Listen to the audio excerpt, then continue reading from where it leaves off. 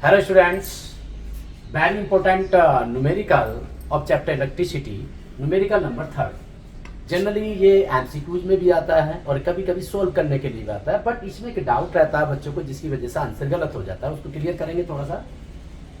Question है an electric bulb is rated 220 volt and 100 वाट। कोई electric bulb है, उसके ऊपर जो नीचे बैक साइड में लिखा हुआ है वो 220 वोल्ट और 100 वाट लिखा हुआ है।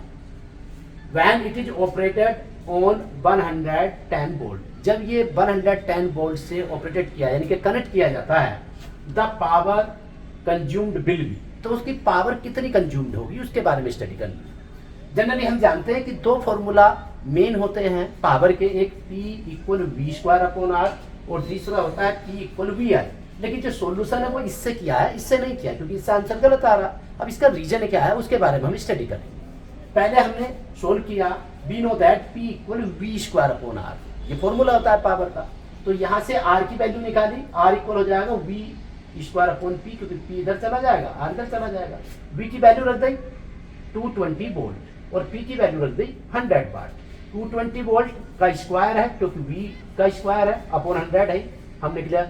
एक जीरो से एक जीरो कट गया, जीरो से जीरो कट गया, 22 और इंटू 22 आ गया 484 हो। दोनों की मल्टीप्लिकेशन कर लिया, अपॉन में 1 है तो 1 से तो कोई फर्क पड़ना नहीं, तो ये आपका ओम आ गया। अगेन फिर हमने यही फॉर्मूला यूज किया, P equal V square upon R. V की वैल्यू अब क्या हो गई 110 वोल्ट, क्योंकि जो हमने मेन सोर्स से कनेक्ट किया है उससे जो वोल्टेज आ रही है वो कितनी है 110 वोल्ट, तो 110 रख दी और R की वैल्यू हमने ये रख दी जो हमने अभी निकाली थी 484 वैल्यू रख दी। 110 का स्क्वायर 110 इंटू 110 और 484, पहले हमने 11 से कट किया, 11 10 जा 110 और 11 से कट गया 11 4 44, फिर 4 ले लिया 11 4 44। इसी तरह हमने इसको 11 से फिर काटा इस वाले को 10 बार और ये कटा 4 बार। 10 इंटू 10 100 अपॉन 4 और 100 को जब 4 से कट किया तो आ गया आपका 25 बार। ये बिल्कुल करेक्ट आंसर है। लेकिन कुछ बच्चे क्या करते हैं कि इस वाले फॉर्मूले को यूज कर लेते हैं कि P इक्वल वी आई।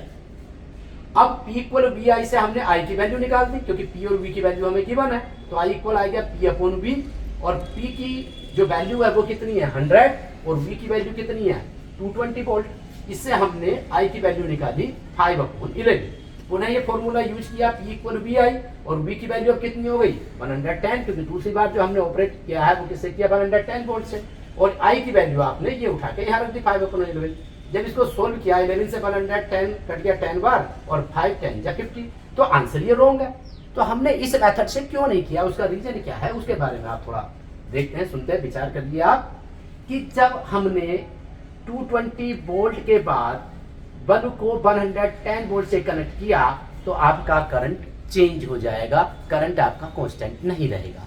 तो हम ऊपर वाली वैल्यू, ये करंट वाली वैल्यू यहाँ पर यूज नहीं कर सकते, बट हमने फॉर्मूला यूज किया रेजिस्टेंस वाला।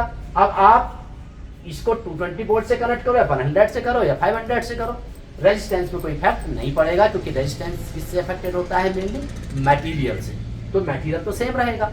वोल्टेज चेंज होने पर रेजिस्टेंस नेग्लिजिबल अफेक्टेड होगा, लेकिन करंट अफेक्टेड होता है। इसलिए हम इस फॉर्मूले को यूज न करके इस वाले फॉर्मूले की हेल्प से इसका सॉल्यूशन फाइंड करते हैं और जिसका करंट आंसर 25 वाट ही आता है। Okay, thank you.